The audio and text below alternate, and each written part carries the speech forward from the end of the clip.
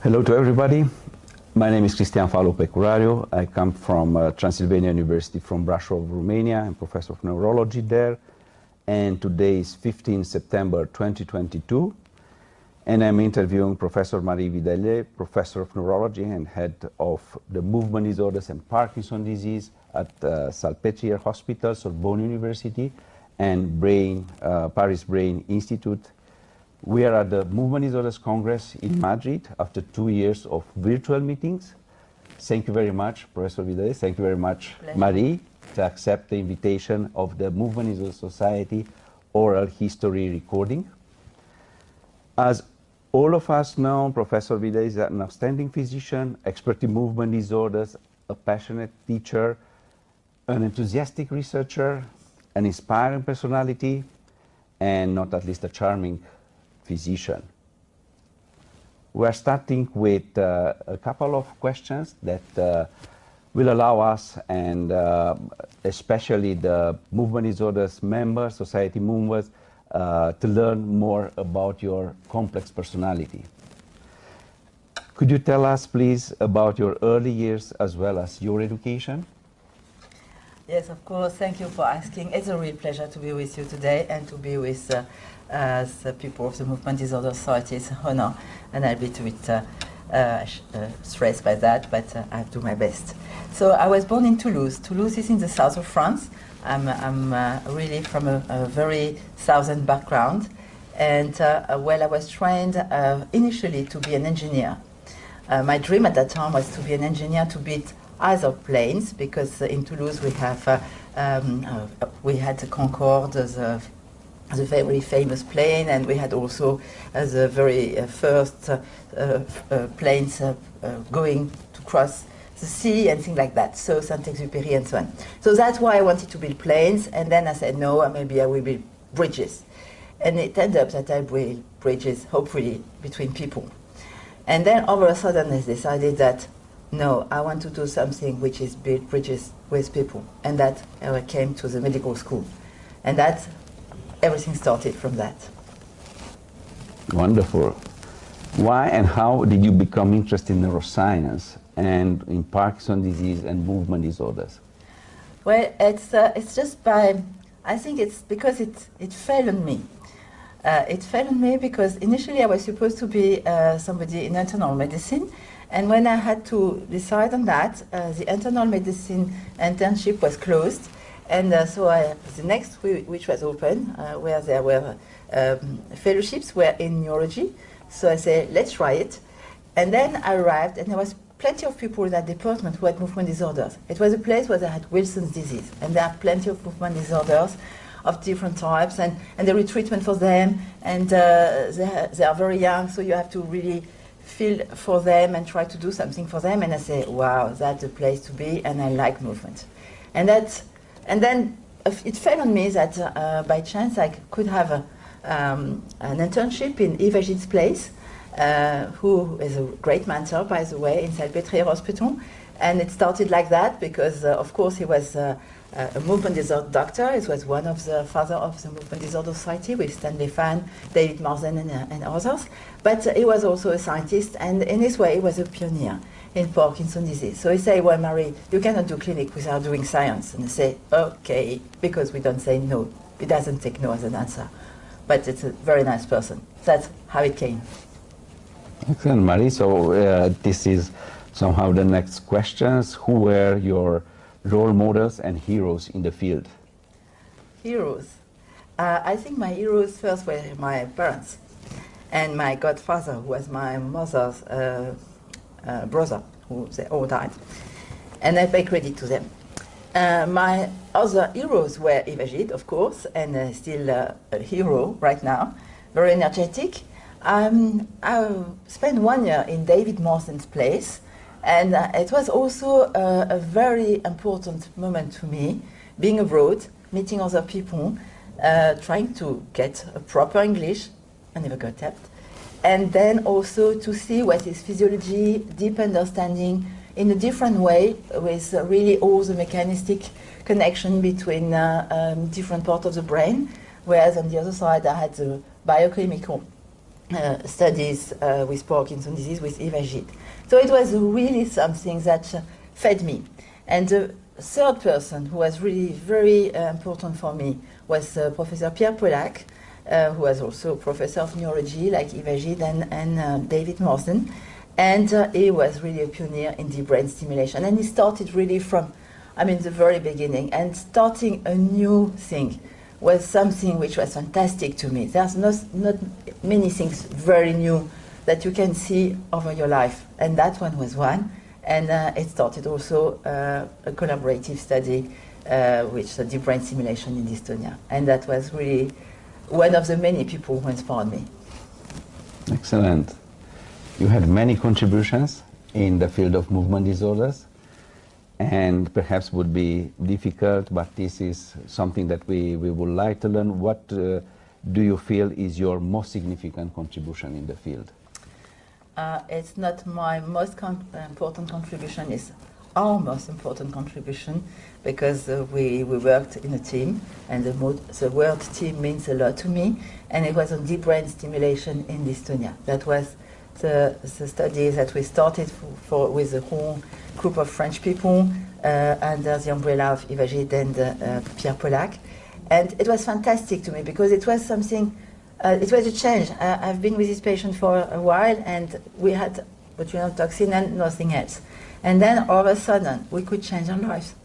And we changed our lives for good, because they were doing much better. But also they jumped into something which was unknown, which was normal life.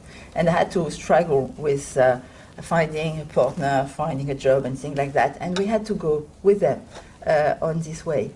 And I've been following some of those for more than 20 years, believe it or not. And it's fantastic also to see them build a family and so on. And I'm still really thrilled about that technique and about doing something that changes life, and try to change life for the best, because that's the most important thing. So that was really what's my big adventure.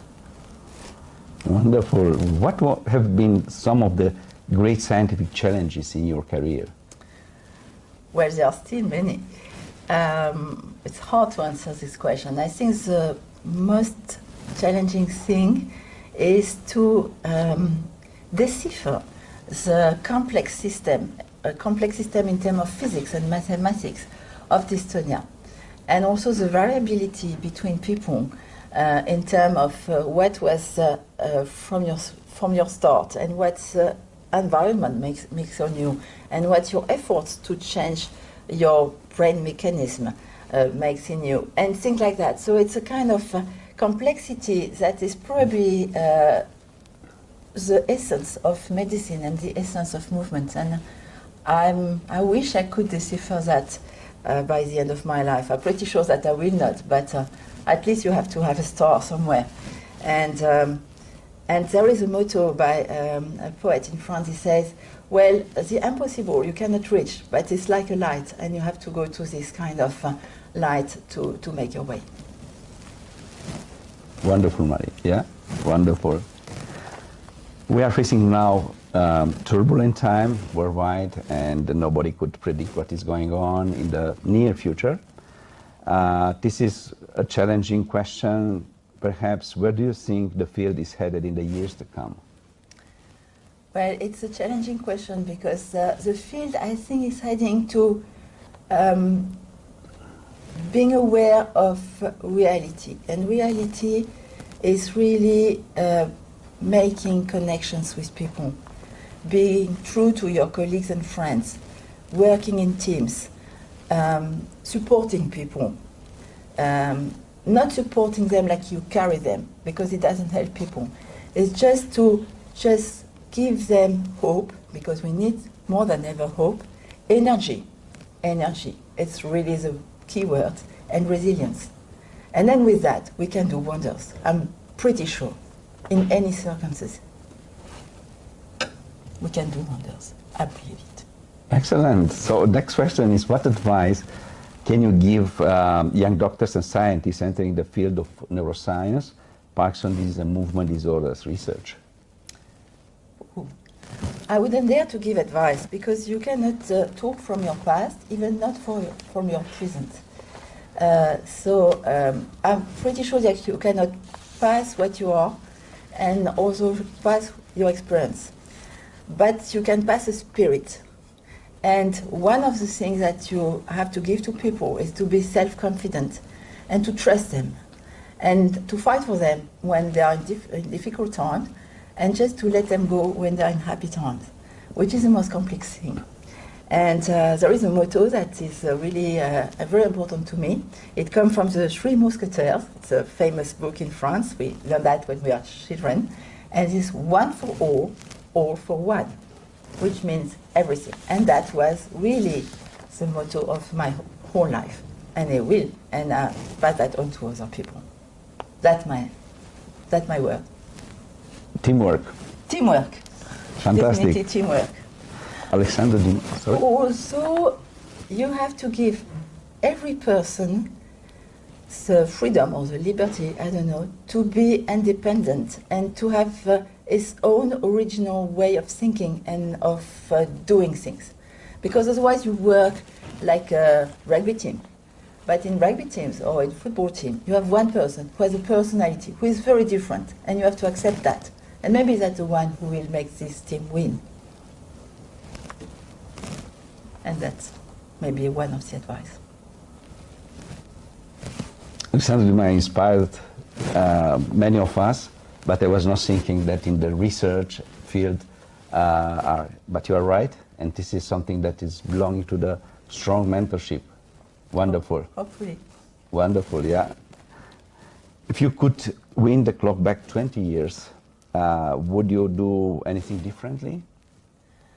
I would have loved to go back 20 years ago, but because I like the way we are right now, even if it's difficult times, I think I will let things fall on me and do the best of them. It will be a different circumstances, a different scientific atmosphere, different people, and just there is a little bit of serendipity. People just appear to you. It's like the Harry Potter hat. It shows you. And then you have to make sure that you belong to that group and that you do what is expected from you and more, which is really the challenge. Wonderful. One very easy question, theoretically. Oops. What do you do to achieve a good work-life balance? Well, I think I do nothing. I'm not sure I achieve it, but I try my best. I see some friends when they have time. I like cooking. I like drawing. I think if I have more time, I would do more.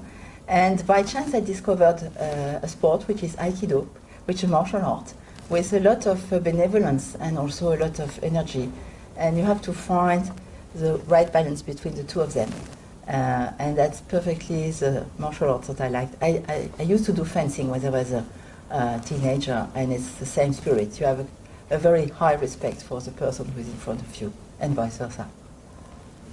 Also, you fight with them, of course. Wonderful. What kind of role has the International Parkinson movement in the society played in the field? Sorry? What kind of role has the International Parkinson movement in the society played in the field? Well, to me, it was really, it's a home for me. It's something which is really important. I went first when I was an intern to the MDS, and I think people have to come very early just to see the atmosphere. So to me, people, if they don't even meet them, to see who they are and what they do and get inspired and also have their own ideas from that. And since that on, I think I didn't miss any of the conferences and try to commit myself to everything I could do in the society. And I'm ready to commit myself again to any mission that I will give me. Definitely. Wonderful umbrella. MDS. Yes, Yeah. Yeah. Did you experience bias or barriers during your career development? Do you think younger colleagues today face the same barriers or different ones? Well, it's a different time. When I started, I mean, there were not that many women in medicine and some in neuroscience. Well, when I was appointed as a professor of neurology, I was number 5 out of 110. but it changed a lot on the good side. Of course, at that time, people were a bit more hard on each other, but well, you just let them say what they want to say and just don't pay so much attention to things which are bad, and be very much appreciate very much what is good for you. So there were good and bad, but it's past, and we don't go back to past. But I think it's much better for younger people, because the education has changed, and also we try to support. I don't want to say we have to support only women. We have to support everybody who is really willing to do something good and wants to do something good and does it. Men or women. Women have this kind of shyness that you may just a little bit treat, so to speak, in order that they go up front. But they will. I mean, it's different education, a different way of presenting themselves, and I believe in them, all of them, definitely. I don't know if it's really the right answer. Yeah, it's a wonderful answer. MDS is recognizing in each year 2 outstanding personalities for honorary membership, and Marie is one of the 2 personalities that during this MDS Congress in Madrid will be honored. And congratulations for really very well-deserved honorary membership. Could you please tell us what does it mean for you?